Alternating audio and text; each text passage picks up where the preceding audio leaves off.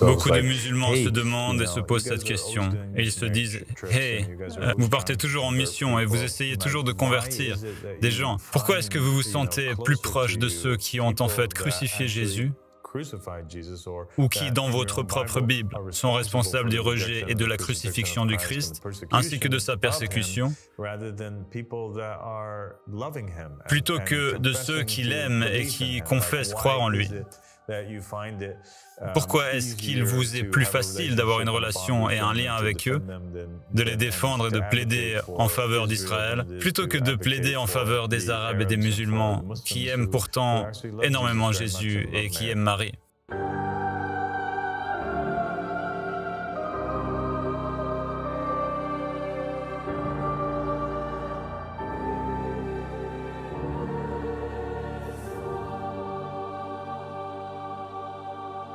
أعوذ بالله من الشيطان اللعين الرجيم بسم الله الرحمن الرحيم اللهم صل على محمد وآل محمد الأئمة والمهديين وسلم تسليما السلام عليكم Assalamu alaikum wa rahmatullahi wa barakatuh, mes chères sœurs Tiffany et Saiha. Merci de vous joindre à moi. Merci beaucoup. Alhamdulillah. Donc aujourd'hui, nous allons faire une discussion, je ne l'appellerai pas une table ronde, mais disons une discussion de groupe. D'accord? Et c'est parce que je voulais vous avoir toutes les deux ici en raison de vos parcours différents, afin que nous puissions avoir une discussion ensemble, avec toi qui viens d'un milieu catholique, comme nous l'avons déjà mentionné, et comme tous nos spectateurs le savent, et toi d'un milieu protestant, plus précisément baptiste du Sud. Alors aujourd'hui, je me suis dit que nous pourrions commencer par une discussion autour de la prophétie du prophète Mohammed sallallahu alayhi wa alayhi, et à quel point il a sacrifié pour Jésus-Christ. D'accord? Donc, mon opinion sur la question et mon argument que je présente aujourd'hui, c'est que le prophète Mohammed sallallahu alayhi wa alayhi, il a porté sa croix sur son dos, pour ainsi dire, et il a énormément souffert à cause de Jésus-Christ en particulier. Jésus a rendu sa mission et sa prophétie extrêmement difficiles.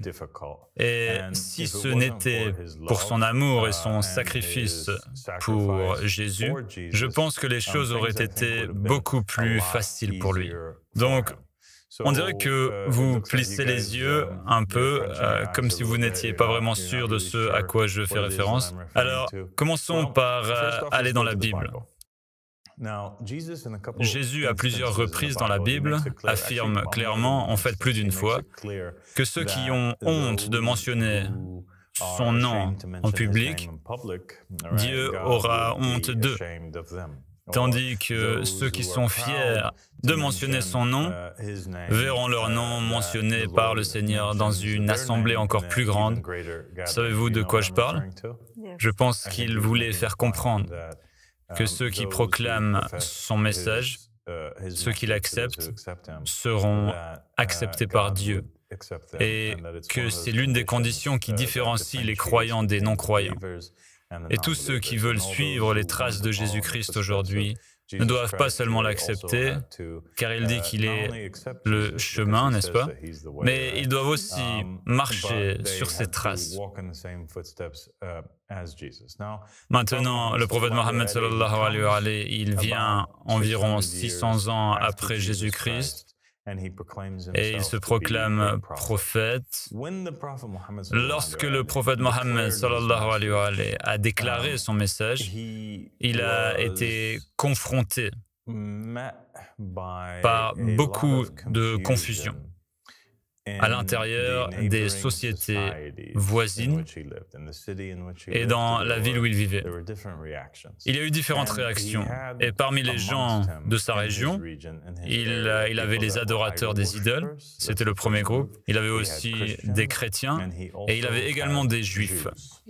Maintenant, les adorateurs d'idoles, ils ont immédiatement rejeté le prophète Mohammed sallallahu alayhi wa sallam, et ils ont dit qu'il était fou.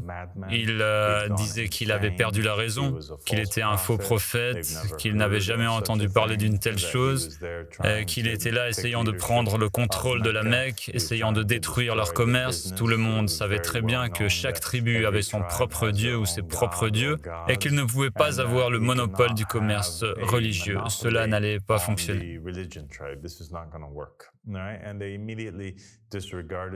Ils l'ont immédiatement écarté et de toute façon, leur société, leurs traditions religieuses et leurs pratiques n'impliquaient généralement pas l'idée d'un prophète, d'un messager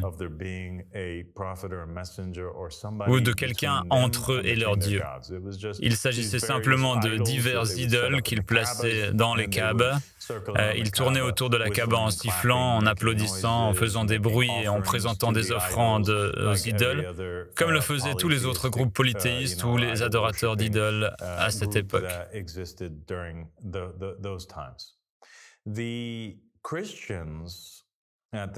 Les chrétiens de l'époque ont, pour la plupart, rapidement rejeté la prophétie du prophète Mohammed sallallahu alayhi wa sallam.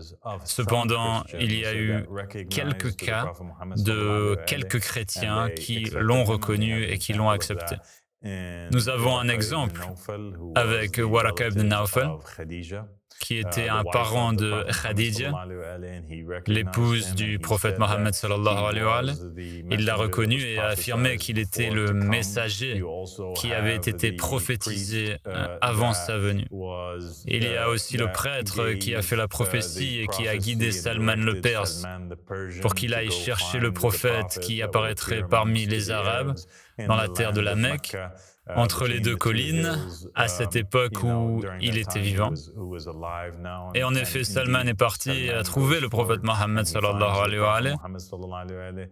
Il y a donc bien des cas où des chrétiens ont accepté le prophète Mohammed sallallahu alayhi wa sallam,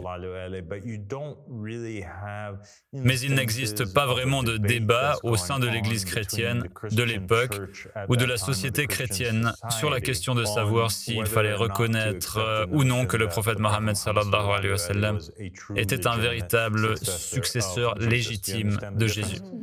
Vous comprenez la différence? Il n'y avait donc pas de grande discussion à ce sujet.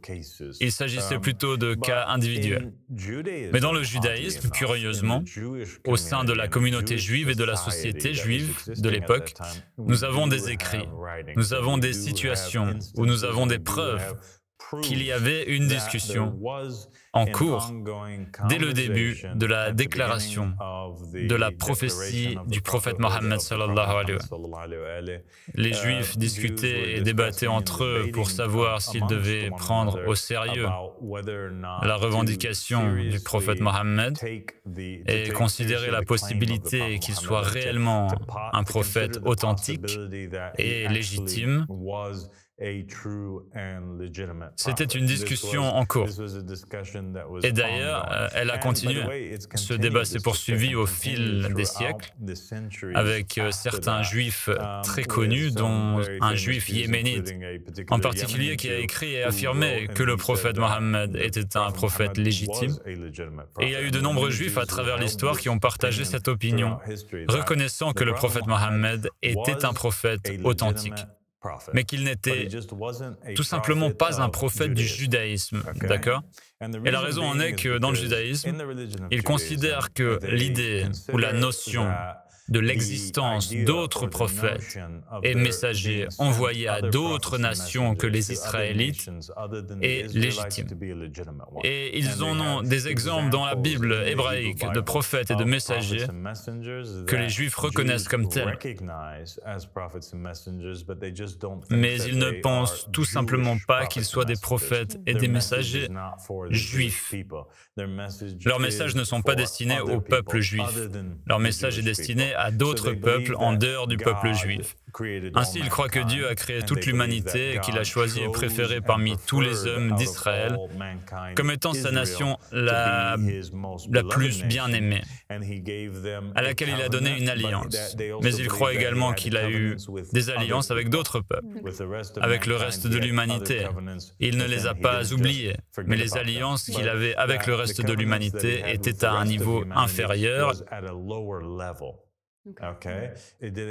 Cela n'avait pas autant de commandements, ce n'était pas aussi pur, ce n'était pas la loi dans sa totalité, et la loi dans sa totalité, la loi la plus parfaite de Dieu, ne pouvait être suivi que par le peuple choisi de Dieu. Et donc, il envoyait la loi la plus parfaite avec Moïse. Et ce Moïse apporta la loi dans sa totalité pour le peuple choisi de Dieu, la loi qui ne changera jamais, peu importe les circonstances, la loi éternelle, la loi qui se trouvait à l'intérieur de la Torah, la même Torah qui était sous sa forme originelle au sommet de l'arbre de vie, juste avant la création d'Adam et d'Ève et de toute l'humanité entière. Des exemples de prophètes qu'il reconnaissait comme légitimes incluent par exemple Balaam. Il était un prophète envoyé aux gentils. Il a été envoyé auprès du peuple de Chypre, d'accord? Et il a vécu très longtemps en Afrique également, selon le livre de Jasher. Et il a servi comme prophète et conseiller pour les gens là-bas. Son père, Baor, ou en arabe Baora, car il s'appelle Balaam, fils de Baor, ou Balaam, fils de Baora, en arabe. Baora, son père, était aussi un prophète reconnu par les Israélites comme étant un prophète légitime. Maintenant, Balaam lui-même finit par s'égarer parce qu'il nourrit l'envie envers les Israélites. Il finit par encourir la colère de Dieu sur lui et n'a pas une fin heureuse à cause de cela. Certains savants juifs ont émis l'hypothèse qu'en raison du fait que Balaam s'opposa à Moïse, Dieu n'envoya plus de prophètes au peuple gentil après cela, que tout s'est terminé à ce moment-là. Dieu sembla les abandonner.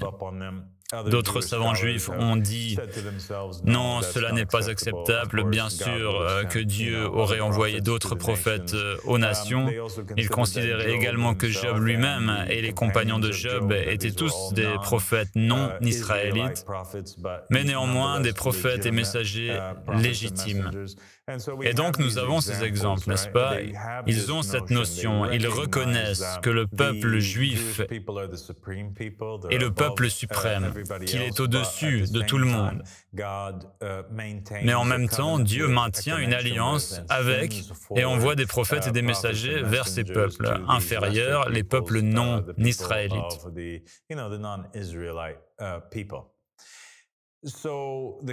Ainsi, les conversations qui se déroulaient parmi les Juifs au moment de la proclamation du messager, le prophète Mohammed sallallahu alayhi wa alayhi, étaient celles où ils étaient d'accord pour dire « d'accord ». Regardez, Mohammed n'est pas israélite, il n'est définitivement pas hébreu. Il ne parle pas notre langue, il introduit définitivement de nouveaux commandements qui n'ont rien à voir avec nos commandements. Ils sont différents de nos commandements que nous avons dans le judaïsme. Donc, il n'est pas un prophète pour nous. Mais nous reconnaissons qu'il pourrait effectivement être un prophète véritable de Dieu. Alors attendons avant de lutter contre lui, ne nous précipitons pas à tirer des conclusions. Et c'était le genre de débat qui se déroulait parmi eux. Ils disaient que Dieu a envoyé des prophètes et des messagers à d'autres peuples. Alors peut-être que ces Arabes païens et non civilisés sont en réalité disciplinés et civilisés par Dieu et qu'ils sont enseignés à adorer le même Dieu que nous adorons. Et même lorsque tu parles aux Juifs aujourd'hui, que disent-ils? Ils disent que le Dieu que les musulmans adorent est le Dieu d'Abraham. Il est le même Dieu que celui que les Juifs adorent. Et c'est en quelque sorte un aveu que leur message ou leur prophète devait être légitime d'une certaine manière. Sinon, comment le message de l'islam aurait-il pu les mener au Dieu des Juifs s'il n'y avait pas une certaine vérité en cela, n'est-ce pas? Il doit forcément y avoir une part de vérité là-dedans. Et ils affirment aussi qu'il est acceptable pour un juif de prier à l'intérieur d'une mosquée. Cela est permis, mais il ne lui est pas permis de prier dans une église. Il ne lui est pas non plus permis d'entrer dans une église.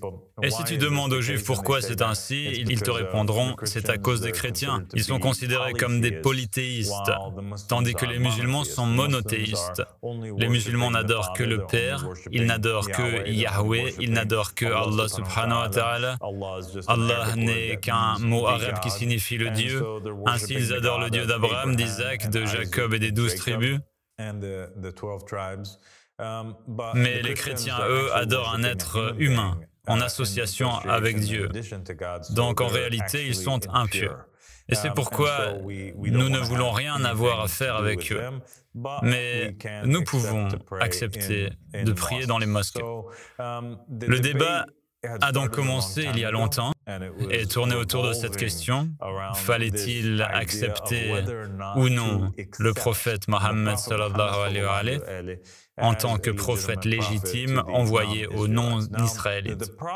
Maintenant, le problème qu'ils avaient avec le message du prophète Mohammed sallallahu alayhi wa alayhi était principalement de deux choses. L'une d'elles, ils n'avaient pas de problème avec le fait que les lois soient différentes, c'est pas grave, car ces lois étaient destinées à un autre peuple, pas à eux. Donc le fait que les lois soient différentes, que la religion soit différente, tout cela ne posait pas de problème. La première chose qui les dérangeait, c'était que Mohammed proclamait son message à toute l'humanité. Et cela les incluait. Et ils ne l'appréciaient pas, ils ne l'acceptaient pas. Ils ne pouvaient pas accepter qu'une nouvelle alliance puisse surpasser leur alliance qu'ils avaient avec Dieu. Ils ne pouvaient pas accepter d'être regroupés avec le reste de l'humanité. Cela leur était inacceptable. Ils étaient le peuple élu de Dieu et ils ne pouvaient pas supporter cela. Le problème encore plus grave qu'ils avaient, c'était le fait que le prophète Mohammed sallallahu alayhi wa alayhi confirmait et il légitimait Jésus-Christ comme étant le Messie envoyé aux Juifs. Le fait que le prophète Mohammed acceptait Jésus comme Messie et tenait sa mère Marie en si haute estime qu'un chapitre entier du Coran portait son nom, c'était quelque chose de totalement abominable pour eux. Et cela servait de preuve contre le prophète Mohammed sallallahu alayhi wa alayhi, comme quoi il n'était pas un prophète légitime. C'était un faux prophète parce que nous, les Juifs, nous savons mieux que quiconque qui nous a été envoyé comme Messie et qui est un menteur. Cet homme est un menteur, nous avons dit qu'il était un menteur, nous avons veillé à ce qu'il soit crucifié. De plus, si vous consultez les écrits juifs, vous trouverez dans le Midrash et d'autres textes de nombreuses choses peu élogieuses à propos de Jésus. Ils affirment essentiellement que Jésus souffre dans l'au-delà, qu'il est en train de bouillir dans les flammes de l'enfer, au milieu d'excréments et d'autres choses de ce genre. Il le méprise de bien des manières sur lesquelles nous ne voulons pas vraiment nous attarder. Mais pour les Juifs, l'idée que Jésus était le Messie est totalement et complètement fausse. Ils ne l'accepteront jamais et ils ne reconnaissent pas cette notion. Ainsi, le prophète Mohammed sallallahu alayhi wa alayhi est venu avec son message. Il était impossible qu'il n'en soit pas conscient. Il en était parfaitement conscient. Comme nous l'avons dit, Waraqa était un prêtre chrétien. Il était lié à l'épouse du prophète. Il y avait également des Arabes dans la région qui avaient embrassé le christianisme. Il y avait également une population juive qui vivait là et ils interagissaient beaucoup avec les Arabes de l'époque. Ils étaient familiers avec leurs prophètes, leurs traditions, ils en savaient beaucoup. Et c'est pourquoi, lorsque Allah subhanahu wa ta'ala a révélé le Coran, il effleure légèrement certaines histoires des prophètes et des messagers sans entrer dans des détails extrêmes, prouvant ainsi que les Arabes à qui il s'adressait, le public de cette époque avait déjà entendu ces histoires et les connaissait, bien qu'ils ne fussent pas juifs à proprement parler. Le prophète Mohammed sallallahu alayhi wa sallam savait qu'en légitimant et en confirmant le message de Jésus et en l'acceptant comme le Messie, il allait faire face au rejet des Juifs. Et cela en soi constitue une preuve que le prophète Mohammed sallallahu alayhi wa sallam cherchait à transmettre la vérité et à accomplir sa mission de la part de Dieu. Et il ne se préoccupait pas tant de plaire à certains groupes, car il était déterminé à dire la vérité telle qu'elle était, même si cela offensait certaines personnes ou allait à l'encontre de leurs désirs, n'est-ce pas? Il n'était pas disposé à conclure un marché avec les Juifs, par exemple, où il dirait « D'accord, nous t'acceptons comme prophète, mais adresse-toi à tout le monde sauf à notre peuple. Et nous t'honorerons et te mentionnerons dans nos livres comme un vrai prophète, mais assure-toi simplement de rejeter ce Jésus. » Il n'était pas disposé à faire cela. Et en même temps, il n'était pas prêt à déclarer que Jésus était le Dieu suprême et à instaurer la pratique de l'adoration de Jésus-Christ. Il s'est adressé aux chrétiens et aux Juifs en disant « Écoutez, vous avez totalement tort, vous étiez le peuple élu de Dieu, mais vous vous êtes égarés et en réalité, vous avez attiré la colère de Dieu sur vous lorsque vous avez rejeté Jésus-Christ le Messie. Il était le seul Messie, vous êtes restés sans prophète ni messager pendant une très longue période, et c'était parce que vous avez rejeté Jésus, fils de Marie. Et en même temps, il a dit aux chrétiens, vous qui prétendez que Jésus est Dieu et l'adorez, vous êtes dans l'erreur. Il n'y a de Dieu qu'Allah subhanahu wa ta'ala. Oui, absolument. Et c'est même une étape au-delà de cela. Dans le Coran, il corrige aussi ce récit sur Jésus, selon lequel il est sur la croix, ou qu'il a été crucifié, puis qu'il est ressuscité des morts. C'est quelque chose auquel les chrétiens tiennent énormément. Et c'est en réalité au centre de leur croyance en la divinité de Jésus. Mais il est venu et a corrigé cela en disant que ce n'est pas comme ils l'ont compris. Il ne cherchait donc pas à plaire aux gens, il voulait simplement transmettre le message tel qu'il était. C'est assez fascinant. C'est vrai, c'est assez incroyable. Et je trouve cela intéressant aussi, car lorsque le prophète Mohammed sallallahu alayhi wa sallam a corrigé l'histoire de la crucifixion du Christ dans le Coran, il a dit que Allah subhanahu wa ta'ala a élevé Jésus vers lui. Ceux qui pensent ou disent qu'ils l'ont crucifié, qu'ils l'ont tué ou crucifié, sont dans une erreur évidente. Ils ne l'ont pas crucifié, ils ne l'ont pas tué, mais Dieu l'a élevé vers eux. C'est une formulation intéressante. Et dans cela, il y a un message clair adressé aux Juifs. Car ce sont les Juifs qui disaient qu'ils avaient tué et crucifié Jésus, fils de Marie. Ce sont des paroles très dures qui ont été adressées à un groupe particulier de personnes. Les Juifs, qui considéraient Jésus comme un prétendant faux et un criminel.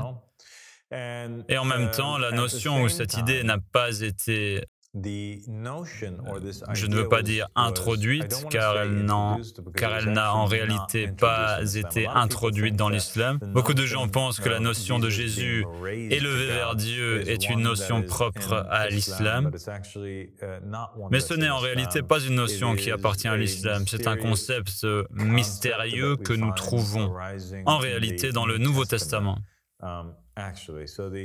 Donc, les événements de la crucifixion sont les suivants. Jésus est arrêté. Avant son arrestation, il prie, il est en grande détresse. Dieu envoie un ange. L'ange réconforte Jésus, dit-on. Et Jésus demande, et c'est après que Jésus ait demandé que cette coupe soit éloignée de lui. Et puis, la prochaine chose que nous savons, c'est que Jésus est arrêté, il est torturé, et il est sur la croix, il est en train d'être crucifié. Et après la crucifixion du Christ, les disciples et Marie vont. Ils rencontrent Jésus à plusieurs reprises, en plusieurs endroits différents. Voudrais-tu mentionner quelques-uns de ces endroits? Commençons par toi, Tiffany. Où a eu lieu la première rencontre? Quand Marie entre, elle essaie de le trouver dans le tombeau et ne le trouve pas. Et elle rencontre en fait celui qu'elle croit être le jardinier. Et elle dit qu'ils l'ont emporté. Puis il lui parle et elle réalise que c'est en réalité lui. Il dit Marie et elle répond Rabouni, mon enseignant. Et elle comprend que c'est bien Jésus. Mais avant cela, elle est complètement convaincue que c'est le jardinier. Et c'est une rencontre très mystérieuse qui, si on y réfléchit profondément, cache quelque chose de plus dans cette histoire. Et n'y a-t-il pas quelque chose d'intéressant que Jésus lui a dit? Il a dit, « Ne t'accroche pas à moi, car je ne suis pas encore monté vers le Père. » Exactement. C'est exactement ce qu'il a dit. Il a dit, « Ne t'accroche pas à moi, car je ne suis pas encore monté vers mon Père. » Donc on a ici une mention, une référence à cette ascension ou à ce processus d'être élevé.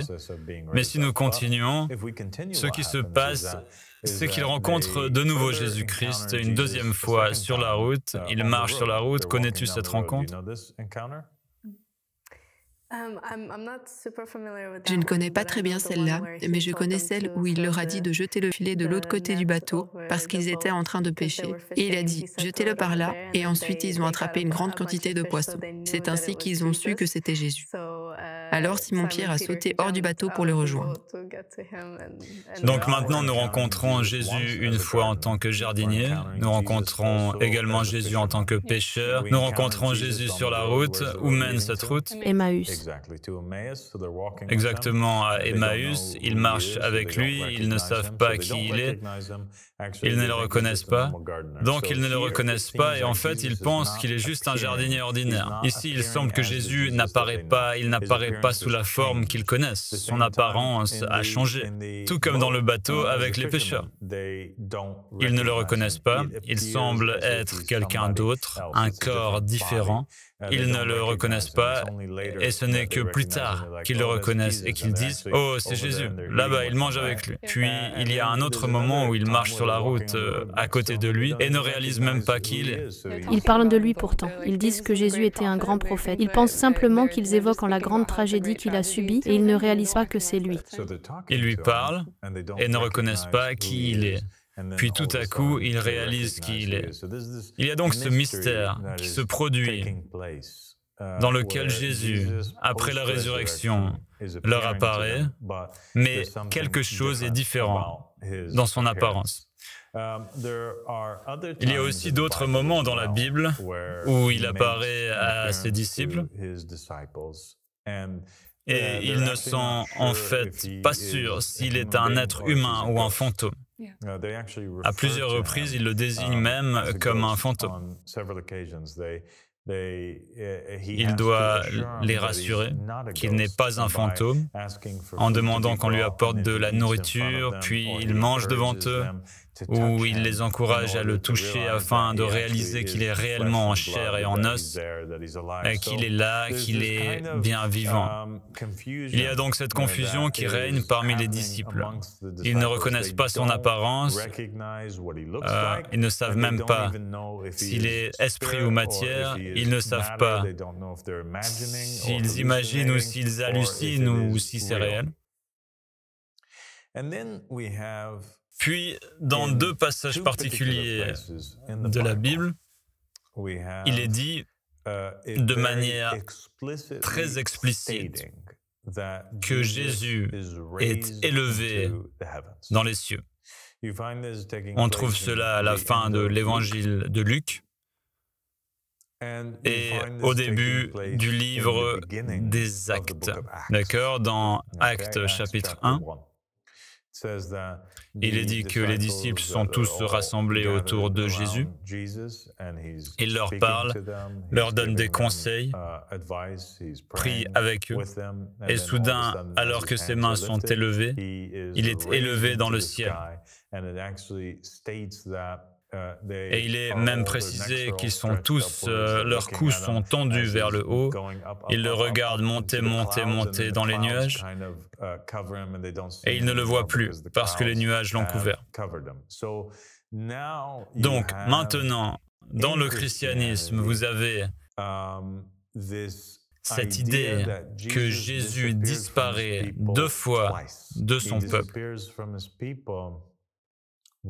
Il disparaît une première fois sur la croix, où il subit une mort physique.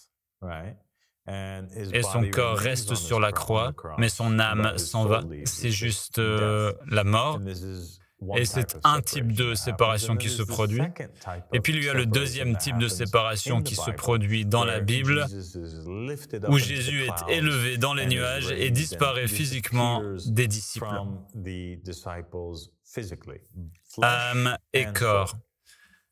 À la fois son corps et son âme disparaissent. Et ils ne pouvaient plus le voir.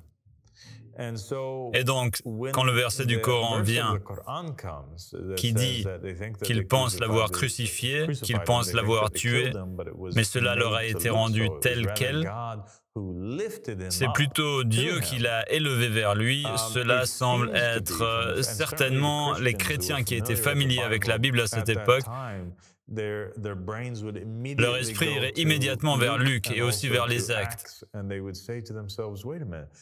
Et ils se diraient un instant ce que ce prophète Mohammed sallallahu alayhi wa sallam déclare. C'est que Jésus n'est pas mort sur la croix, qu'il a réussi à s'en échapper d'une manière ou d'une autre. Tout cela ressemblait à une illusion, ou à une tromperie, ou quelque chose comme ça. Jésus n'avait pas échappé la première fois lorsqu'il avait disparu de ses disciples. Il n'avait jamais vraiment disparu, mais c'est la deuxième fois qu'il s'est réellement produite. C'est ainsi que Jésus est parti, c'est sa sortie lorsqu'il a été élevé dans les nuages. C'est ainsi que les premiers chrétiens auraient compris ce verset.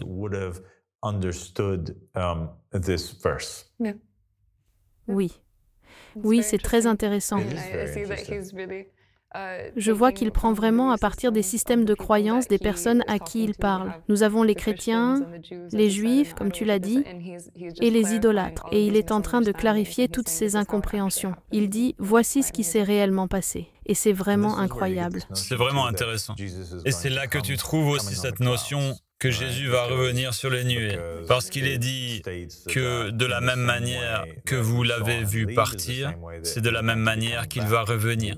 Il est monté dans les nuées de cette façon, donc il va revenir de la même manière. Et donc les chrétiens ont cette idée maintenant, à cause de ce qui s'est passé, à cause de la manière dont il est parti, ils ont cette idée qu'il doit revenir de la même manière et qu'il va revenir de cette manière où il descend simplement. Mais ils s'attendent à ce que ce soit un événement universel. Ce qui est étrange, je trouve. C'est étrange qu'ils pensent que ce sera un événement universel, surtout quand on considère l'événement lui-même, parce qu'ils disent qu'il reviendra de la même manière dont il est parti. Mais la manière dont il est parti n'était pas vraiment un événement universel. C'était plutôt un événement privé qui n'a eu lieu qu'avavec un petit groupe de disciples. Mais c'est dans les évangiles qu'il est dit que ce sera un événement épique et que tout œil le verra. Ils disent qu'il sera vu de tout œil, mais où cela se trouve-t-il? C'est dans le livre de l'Apocalypse. Maintenant, le livre de l'Apocalypse, tu ne peux pas vraiment le prendre comme... parce qu'il est très métaphorique.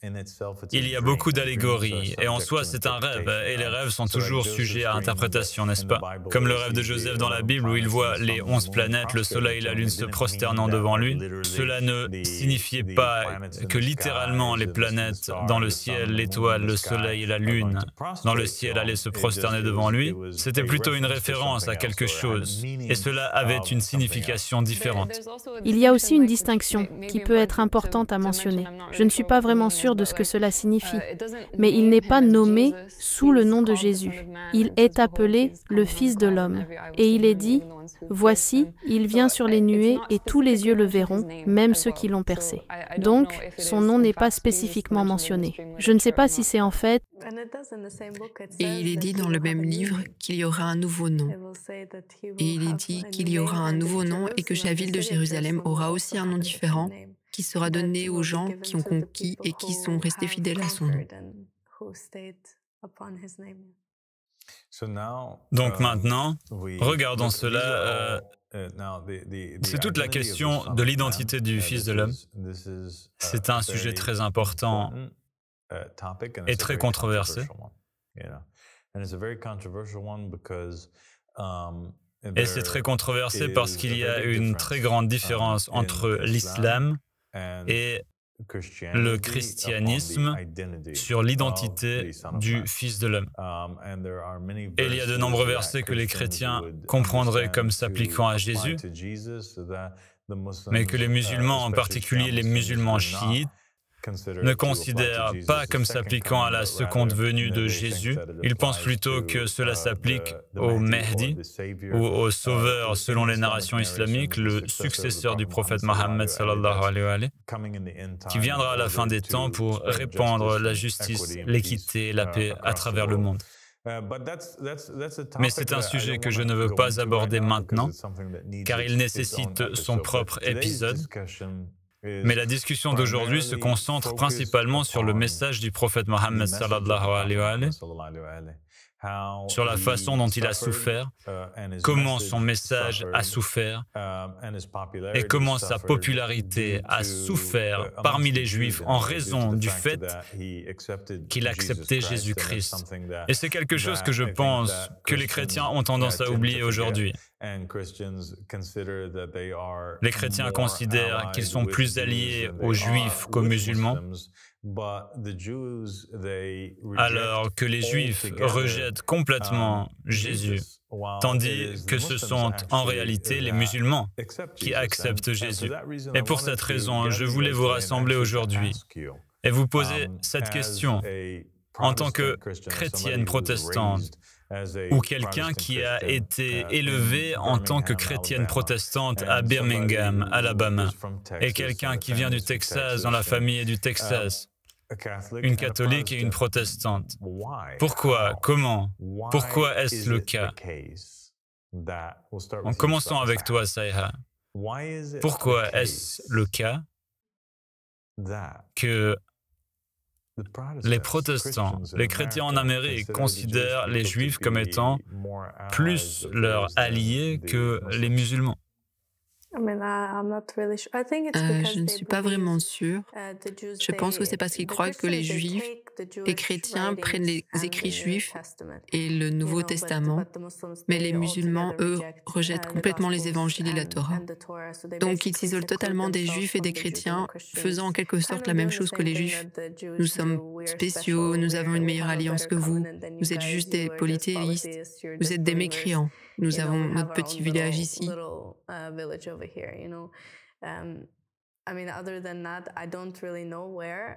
Autrement, je ne sais pas vraiment d'où ça vient. Lorsque j'ai lu le Coran et lorsque j'ai découvert le prophète Mohammed, paix et bénédiction sur lui et sa famille, cette partie où il dit dans le Coran que Jésus n'a pas été crucifié, c'était la partie la plus difficile pour moi, parce que c'était tout le fondement de ma foi lorsque j'étais chrétienne. Mais pour être honnête, c'était la seule chose qui était différente. Le Coran est très similaire à ce que Jésus a enseigné. Il différait légèrement sur certains points, mais dans l'ensemble, j'ai vu que le Dieu de Jésus dans le Coran et dans les pratiques des musulmans, à l'exception de la discipline des 5 prières quotidiennes, et ils sont plus stricts dans l'aspect rituel, mais je ne sais pas vraiment. Je ne sais même pas que les Juifs détestaient Jésus à ce point.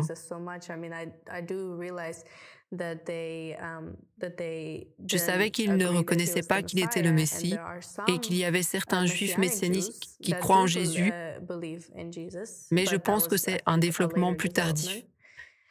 Mais honnêtement, je ne sais pas vraiment. Je pense qu'ils n'aimaient tout simplement pas les musulmans pour une raison quelconque. Je veux dire, la plupart des Juifs, concernant ces mouvements comme Juifs pour Jésus et autres, considèrent en grande majorité ces gens comme des apostats et les perçoivent comme des chrétiens. Parce qu'on ne peut pas accepter que Jésus soit le Messie sans accepter sa nouvelle alliance et donc le christianisme dans son ensemble, n'est-ce pas? Mais l'idée que le prophète Mohammed sallallahu alayhi wa alayhi se déclare prophète avec un nouveau message, même ce concept en soi n'est pas contraire à la Bible, ni au Nouveau Testament, ni au christianisme. Pourquoi? Parce que Jésus lui-même a dit qu'il enverrait des prophètes, n'est-ce pas? Et donc, si Jésus dit dans la Bible qu'il enverra des prophètes, alors un prophète qui apparaîtrait en disant « Je suis un prophète » et qui proclamerait tout en confirmant que Jésus était bien le Messie des Israélites, les chrétiens auraient dû voir cela comme l'accomplissement des paroles et des prophéties même de Jésus. Mais ils ne l'ont pas fait. Pourquoi? Pourquoi c'est le cas, Tiffany? Je veux dire, je suis un peu comme toi. Ce n'est pas comme si j'avais une réponse tranchée, mais j'ai une idée. Comme toi, la partie la plus difficile à accepter pour moi, lorsque j'ai commencé à m'intéresser au message du prophète Mohammed et à lire le Coran, était exactement la même que toi.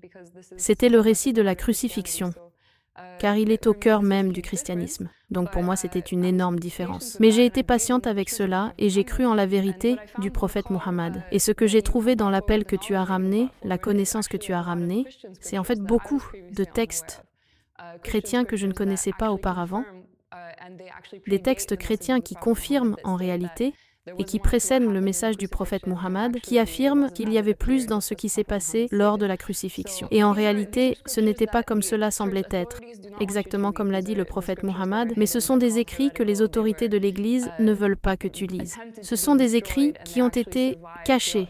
Ils sont qualifiés d'hérétiques.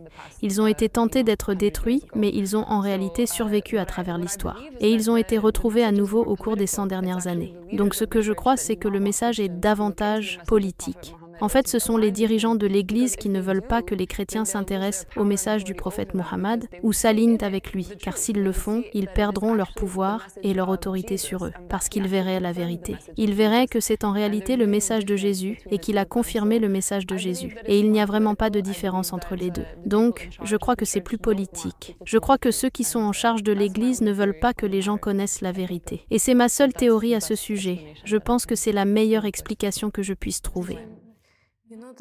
Il y a aussi cet enseignement, je ne sais pas s'il est dans toutes les dénominations, mais les dirigeants de l'Église, les prédicateurs et les doctrines qui circulent parmi les chrétiens, c'est que fondamentalement, Jésus a dit que si quelqu'un prétend être moi ou un prophète, ne les croyez pas, car le Fils de l'homme viendra, je reviendrai, et ce sera très évident. Eh bien, il ne dit pas vraiment que si quelqu'un vient, ne le croyez pas.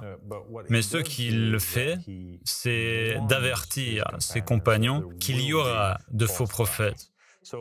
Donc, nous avons Jésus faisant 2 déclarations. Il dit qu'il va envoyer des prophètes et des messagers.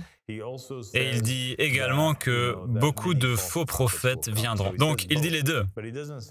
Mais il ne dit pas que quiconque viendra sera un faux prophète.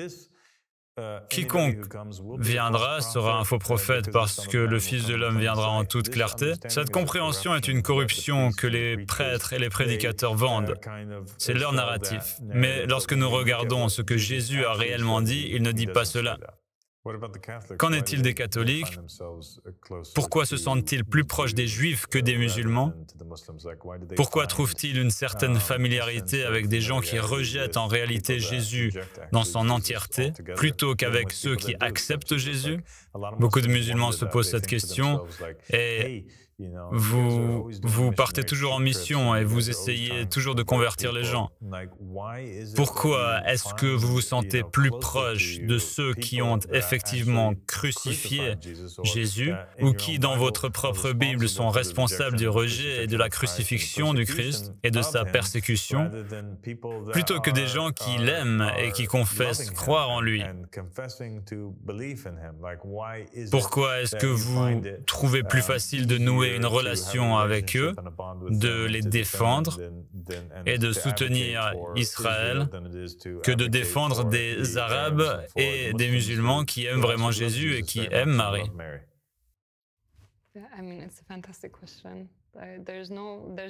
C'est une question fantastique. Il n'y a pas de réponse logique. Je pense que beaucoup de chrétiens ne réalisent pas à quel point Jésus a été profondément méprisé ou en qui on a parlé de manière si dénigrante dans les Écritures juives. Je ne pense pas qu'ils prennent conscience. Ou peut-être qu'ils estiment pouvoir éduquer et informer les Juifs sur la grandeur de Jésus et ensuite espérer les convertir. Je pense qu'il y a tout simplement une grande incompréhension.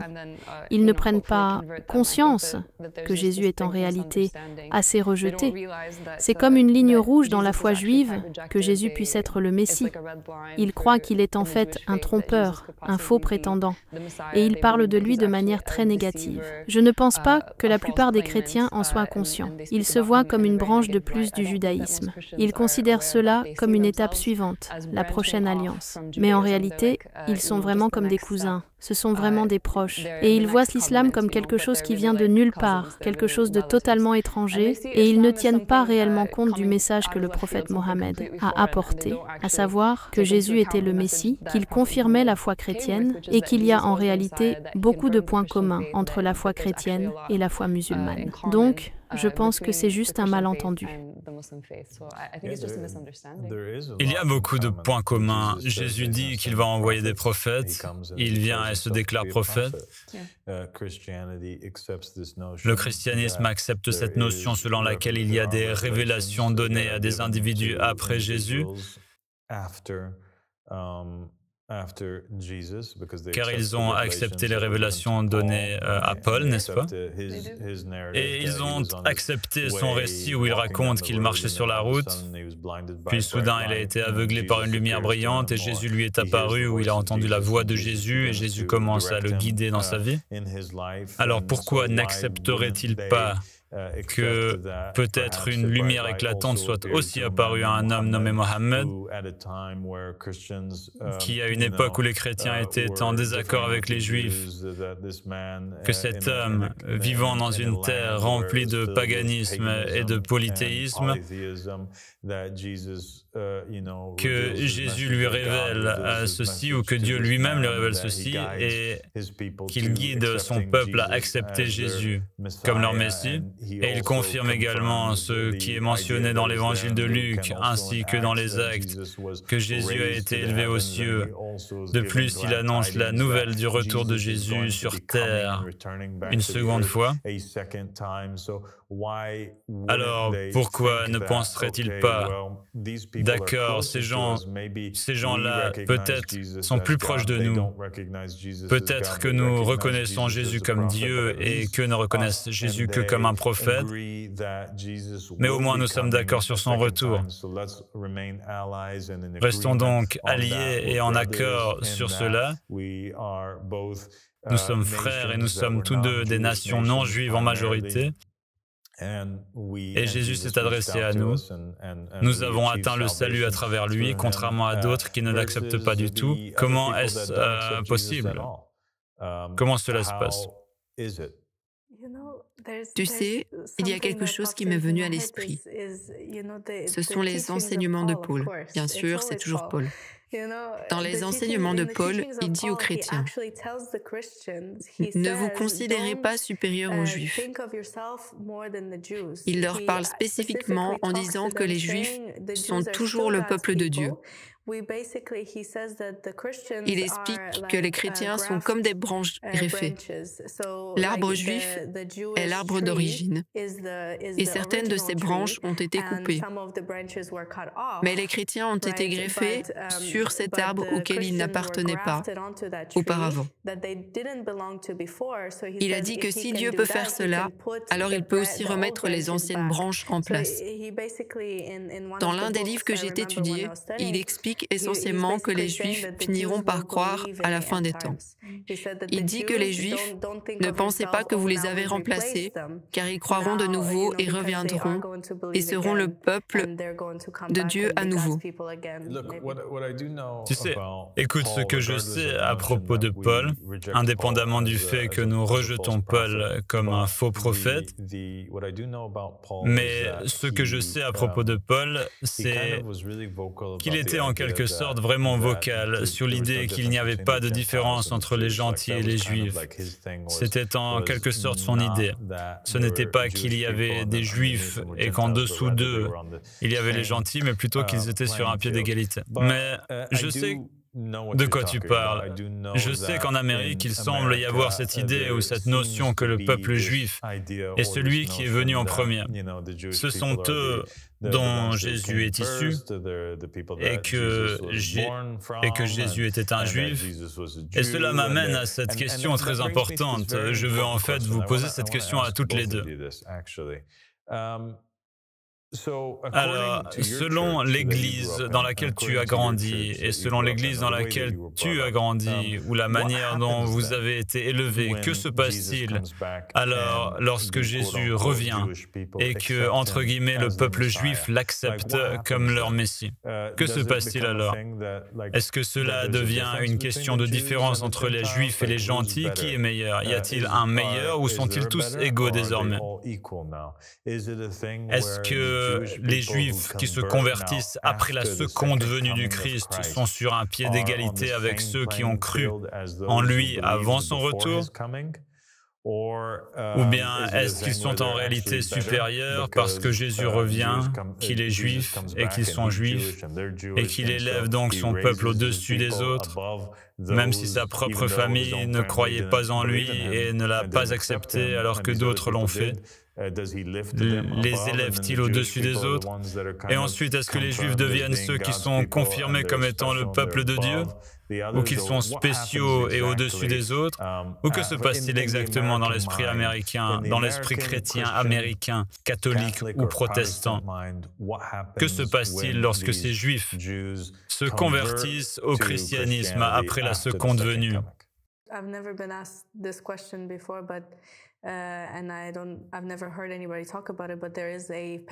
ne m'a jamais posé cette question auparavant et je n'ai jamais entendu personne en parler. Mais il y a une parabole de Jésus où il leur dit que le maître avait besoin d'ouvriers pour sa vigne. Oui. Alors il sort et il embauche des ouvriers. Et il leur promet une pièce à chacun et ils disent « D'accord, super ». Donc ils sont partis le matin et ils travaillaient, n'est-ce pas? Puis il est sorti plus tard dans la journée. Et il a trouvé d'autres ouvriers qui ne faisaient rien. Il leur a promis une pièce à chacun aussi. Alors ils sont allés travailler. Et puis, presque au coucher du soleil, il trouve encore d'autres ouvriers qui ne faisaient rien.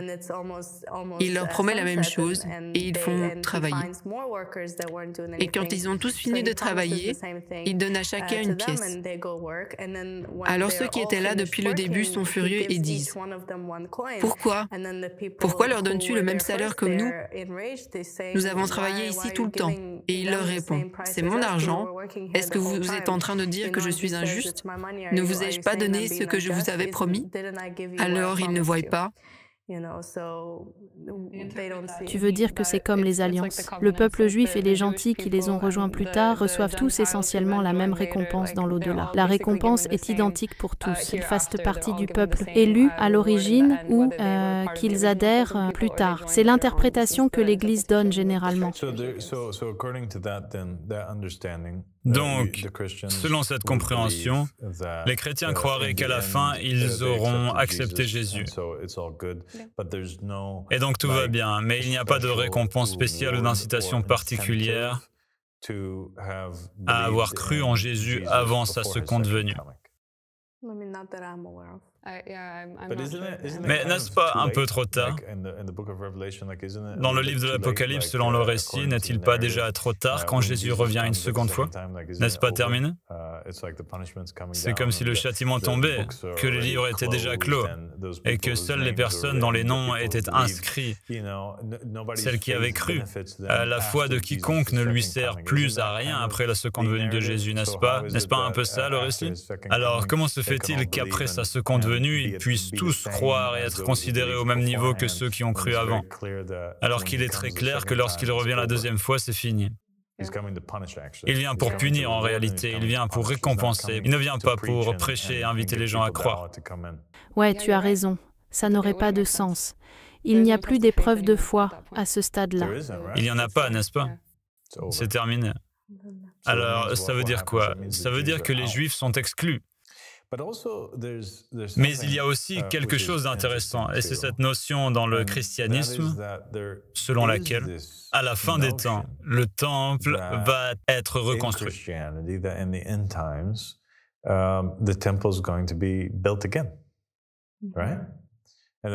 Et qu'il y aura cette grande tribulation avant la venue de Jésus. Et ce temple, c'est un temple qui est un temple juif. Ce n'est pas une mosquée. Les musulmans ne se préoccupent pas d'un temple. C'est un temple juif dans lequel quelqu'un, l'antéchrist, entre et il s'installe en se faisant passer pour Dieu essentiellement dans ce temple. Et il est accepté par les gens qui suivent le judaïsme. Cette idée n'existe-t-elle pas? Oui, je pense que c'est un concept chrétien, c'est sûr. Pour être honnête, les prédicateurs ne t'expliquent pas vraiment ces concepts. C'est pour cela qu'on a besoin d'un guide qui détient réellement la connaissance. Parce que maintenant, on a tous ces livres écrits et tous ces... Mais l'idée d'un antéchrist qui est accepté dans le catholicisme et le christianisme protestant, il n'y a pas de différence là-dessus. Et l'idée que le temple sera reconstruit, ça aussi, c'est bien présent, n'est-ce pas? Et l'idée que l'Antéchrist se déclarera être le Messie, c'est bien là? Il n'y a pas de différence là-dessus, n'est-ce pas? Et sur cette opinion non plus? Et qu'il prétendra être le Messie juif en particulier, et qu'il a des adeptes, n'est-ce pas? Oui, c'est scripturaire. Je veux dire... Oui, alors qui le suit? Oui, ça, personne ne l'a jamais explicitement dit. Mais je veux dire, je pense que c'est clair, même sans déclaration explicite, que les gens qui sont chrétiens ne se considèrent pas comme tombant dans le piège de l'Antéchrist, parce qu'ils ont accepté Jésus, n'est-ce pas? Et ils ont déjà l'avertissement de Jésus de ne pas accepter l'Antéchrist. Donc, les personnes qui acceptent l'Antéchrist sont celles qui fréquentent le temple lorsqu'il sera reconstruit et qui attendent la venue du Messie. Wow. N'est-ce pas? Et pour cette raison, de nombreux prêtres, prédicateurs, auteurs à travers l'histoire et leaders religieux, tant dans le catholicisme que dans le christianisme protestant, ont affirmé sans l'ombre d'un doute que l'Antéchrist viendra, qu'il sera le Messie juif, entre guillemets, ou qu'il prétendra être le Messie juif, et qu'il sera suivi par les Juifs. Les mêmes Juifs qui ont rejeté le véritable Messie seront ceux qui suivront le faux Messie. Et ceux qui suivent le vrai Messie, Jésus, seront sauvés de cette tribulation. Ils ne suivront pas le faux Messie, car leur Messie est déjà venu. Et lorsqu'il reviendra, il viendra sur les nuées, n'est-ce pas? Alors ils le reconnaîtront. l'opinion, je suppose, qui a toujours semblé la plus logique et qui est l'opinion prédominante, et que ce sont les Juifs qui seront égarés par l'Antéchrist. Et c'est même quelque chose qui a été adopté et confirmé dans les narrations et les hadiths islamiques,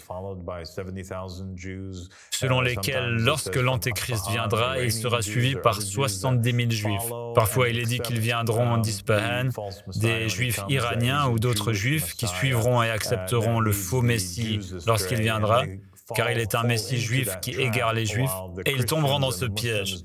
Tandis que les chrétiens et les musulmans ne le feront pas, car les chrétiens et les musulmans sont des gens qui ont accepté Jésus-Christ. C'est exactement ce qui différencie cette foi de toutes les autres qui existent sur la planète. Parce que certaines choses sont écrites dans les Écritures. Et si tu utilises ta logique, tu arrives à une certaine conclusion. Mais les dirigeants des religions établies aujourd'hui ne t'enseigneront jamais ces choses. Ils ne te demanderont jamais réellement d'utiliser ta logique ou de retourner aux Écritures pour lire ce qu'elles disent réellement. Mais c'est ce que j'ai trouvé dans cet appel, c'est que tout est basé uniquement sur la logique et uniquement sur ce qui est écrit dans les Écritures. Et il n'y a aucun moyen de nier ce que tu viens de dire, à savoir que le peuple juif n'est pas nécessairement le camarade du peuple chrétien. En fait, si tu lis les Écritures, c'est plutôt le contraire. Dans les derniers temps, ils seront des ennemis. Exactement. Et tu as fait une vidéo dans laquelle tu parlais de la sourate Al-Fatiha et où tu fais la distinction entre adorer le nom et le sens, ou simplement adorer le sens, et où tu dis que ce sont ceux contre qui Dieu est en colère, où tu dis que ceux contre qui Dieu est en colère, ce sont les Juifs, parce qu'ils ont complètement mécru. Et puis les chrétiens, eux, étaient des exagérateurs. Ils sont égarés. Mais il n'est pas en colère contre eux. Et puis oui, donc cette distinction où ils sont coupés de cela parce que la colère de Dieu est déjà tombée sur eux, parce qu'ils ont tué le Messie et ont aussi rejeté le prophète Mohammed.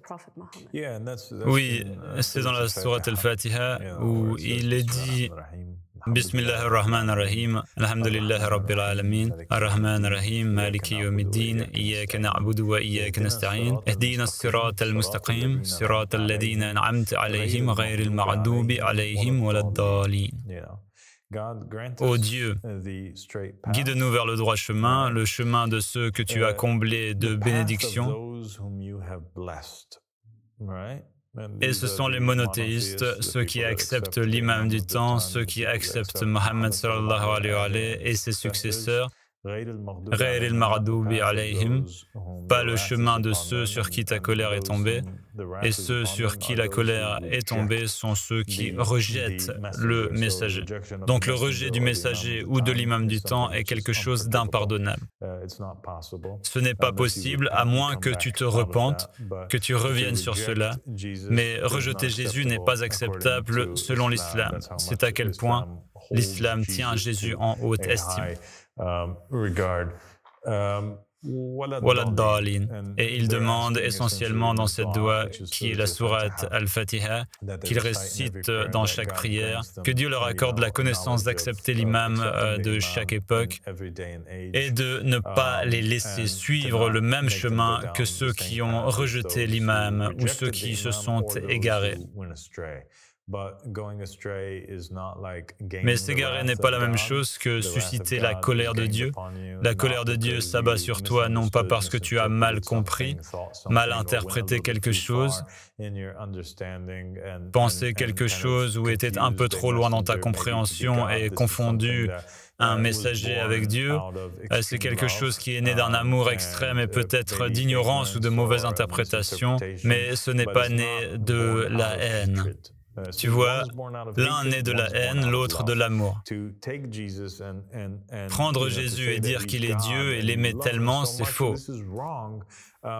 Mais ce n'est pas une faute parce que tu le détestes et que tu veux le tuer ou que tu le rejettes. C'est parce que tu l'aimais tellement que tu voyais au-delà de ce qu'il était réellement, contrairement à ceux avec qui Dieu est en colère. ceux qui le rejettent entièrement. Et merci d'avoir soulevé ce point. Je pense que c'est un point magnifique sur lequel nous pouvons conclure. Cette notion de Surat Fatiha, et Surat al-Fatiha est un rappel. Et en réalité, plus que 5 fois par jour, car à chaque raka qu'il fait, lorsqu'il se relève, il récite encore une fois Surat al-Fatiha.